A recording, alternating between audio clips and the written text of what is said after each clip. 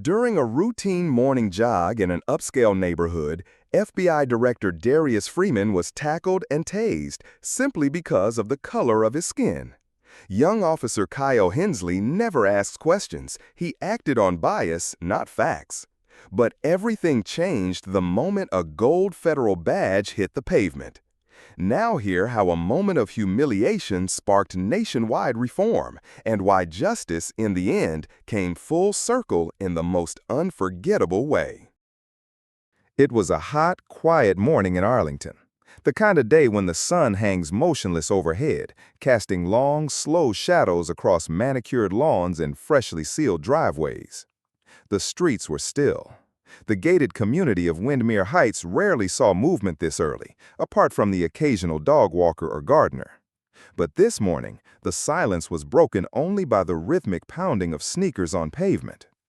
A tall black man in a fitted athletic tank jogged steadily along the edge of the boulevard.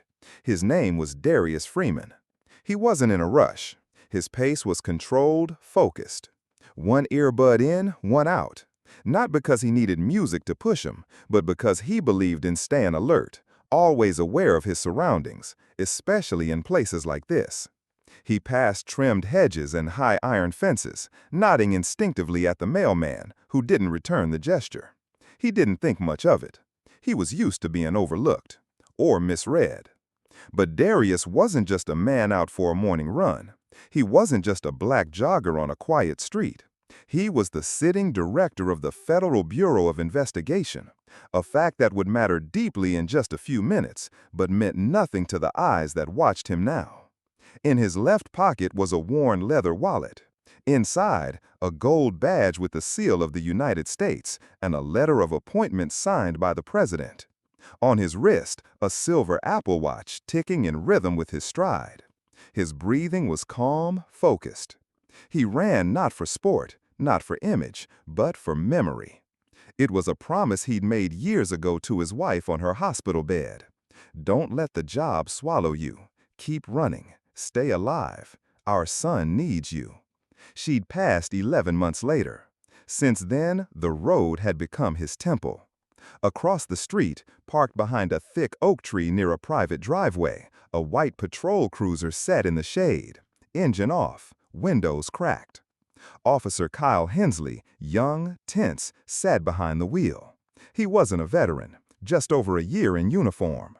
Lately, the station had been under pressure. Car break-ins, prowlers, community complaints from wealthy homeowners. There had been no formal arrests, but suspicion lingered. Whispers about new faces in the area. That was all it took. Kyle noticed the jogger. He didn't see the fitness watch. He didn't recognize the upright posture, the calm breath, the relaxed hands. He saw a black man running through a white neighborhood. That was enough. No siren, no backup, no protocol. He flung the car door open and stormed off to the sidewalk, voice already raised, eyes narrowed, adrenaline surging. "Hey, hands up, right now!" Darius stopped instantly. He turned slowly, surprised but not alarmed. "Officer, is there a problem?" he asked calmly, taking out his left earbud. Hensley was already closing in, one hand on his belt, the other gripping a taser. "I said, hands up." Darius's instincts kicked in. Stay still, no sudden movements, make no assumptions. He raised his arms deliberately, palms open, fingers spread. He knew the rules, he'd taught the rules. But before he could even speak again, the trigger was pulled. Twin prongs snapped from the taser and struck him in the shoulder. His muscles locked. A surge of voltage raced through his chest. His knees gave out. He collapsed sideways onto the sidewalk, arms trembling, teeth clenched. The pain was intense, but not as searing as the emotion behind it. He hadn't resisted. He hadn't even questioned. He'd simply existed. Officer Hensley stood over him, panting slightly, gripping the taser like a trophy. His voice cracked, more from panic than power. "What are you doing in this neighborhood, huh? You don't belong here." No sirens, no backup, just silence. Just for the slight buzz of the taser unit powering down. Darius didn't fight back. He didn't argue. He didn't scream. Instead, through the haze of shock, he reached into his side pocket, slowly, carefully. He held out his wallet. Kyle snatched it, still flushed with adrenaline. He flipped it open and froze. There, gleaming in the light of the sun, was a federal badge unlike anything he'd ever held. At the top, Director, Federal Bureau of Investigation. A presidential seal, clearance level alpha, authorization on the highest level. Kyle's breath caught. His eyes darted from the badge to the face on the ID, and back to the man still kneeling, shaking slightly from the aftershock. I didn't know. I thought. Darius looked at him, his voice low, steady, controlled. You didn't think.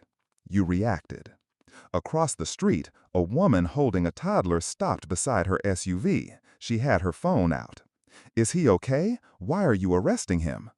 It was a misunderstanding, Kyle stammered, stepping back. But it wasn't a misunderstanding. Not really.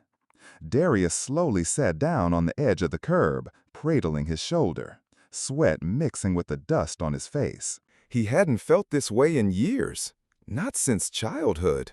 Humiliation, rage, disbelief. Not as a father, not as a husband, not as a federal official, but simply as a black man on a sidewalk. He thought he had risen beyond that his title would shield him, that decades of service, sacrifice, and loyalty meant something. But now, in the heat of that quiet Arlington street, he realized the truth. His badge couldn't protect him from perception, and his pain wasn't his alone. It was generational, shared, carried. As he looked up at the trees overhead, leaves gently rustling in the wind, he felt something shift. This wasn't over. Not today, and not like this. Later that same day, Darius Freeman sat in his office on the top floor of FBI headquarters. The walls were lined with plaques, framed executive orders, and an American flag that had flown in Kabul, folded under glass. The windows overlooked Washington's skyline, but today the view held no meaning for him. The room was quiet, but not empty. Around the long oak conference table sat his legal advisors, members of the Ethics Oversight Committee, and 2 representatives from the NAACP. A large monitor on the wall displayed a paused video feed. Officer Kyle Hensley, seated in an internal affairs hearing, eyes lowered, fingers interlocked in his lap. No one spoke. They waited. Darius leaned back in his chair, hands folded. He wasn't angry. He was focused. After a moment, he broke the silence. "I'm not interested in ending his career," he said calmly, scanning the faces around him. "Termination teaches him nothing. Fear doesn't fix culture." A few advisors exchanged surprised glances. One cleared his throat, as if to interject, but Darius continued. "What I want," he said slowly, "is for him to stand in front of a room filled with recruits and explain exactly what he did, word for word, no excuses." He tapped the table gently for emphasis. "I want him to look into the eyes of those he once feared without reason. I want him to understand the weight of his assumptions. Not because I want revenge, but because the uniform deserves more." There was silence again, but this time it was a different kind, not uncertainty, but respect. This wasn't forgiveness, it was accountability, and it came from a place few in that room had ever stood. 1 week later, Kyle Hensley stood before a packed auditorium at the FBI Training Academy in Quantico. Rows of cadets in uniform watched him in quiet anticipation. Cameras were set up discreetly, not for media spectacle, but for internal reflection, training material that would be used for years to come. Hensley didn't read from a script. He didn't try to justify. His voice was steady, not trembling, but filled with something he hadn't known he could feel: shame without defensiveness. He spoke plainly about his actions, about what he saw that morning, and more painfully, about what he didn't see. He spoke about the assumptions that led to a choice that could have ended a life. He admitted what many never do, that fear, unchecked and unexamined, is dangerous in uniform. The video of his testimony circulated quietly at first, until it didn't. Within days, a clip was shared by a community leader, then by a civil rights group. Then it spread across platforms, gaining traction not because of sensationalism, but because of sincerity. Meanwhile, Darius didn't wait for the system to change. He moved to change it himself. He launched a new initiative, Service Through Equity.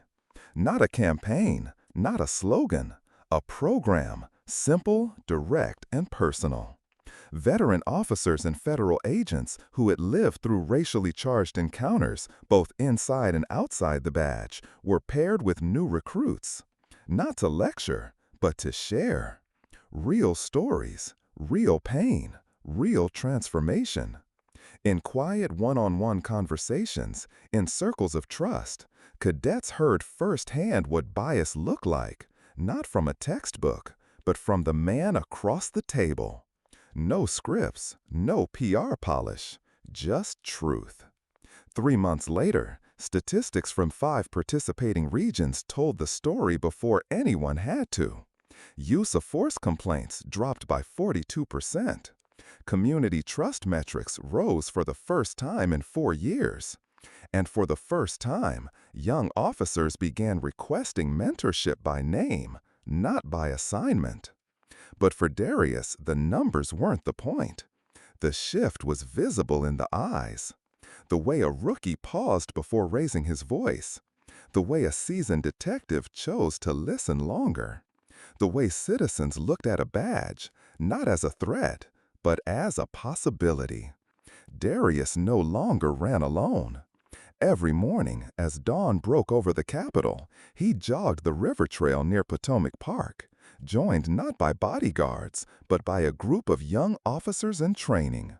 They didn't speak much. They ran in silence. But each step was part of a new rhythm, one of respect, not fear. He hadn't written a speech. He hadn't called for protests. He had simply acted, and others followed. Then came the interview, a national broadcast, a respected anchor, a polished studio. Toward the end, the inevitable question came. Director Freeman, what went through your mind when that taser struck you? He didn't blink. His voice didn't rise. But the pause he gave made the whole room lean forward. Shame, he said simply, but not for myself, for all of us. He looked into the lens, not as a victim, not even as a federal leader, but as a man who had carried both burden and responsibility. And that's exactly why I didn't stop.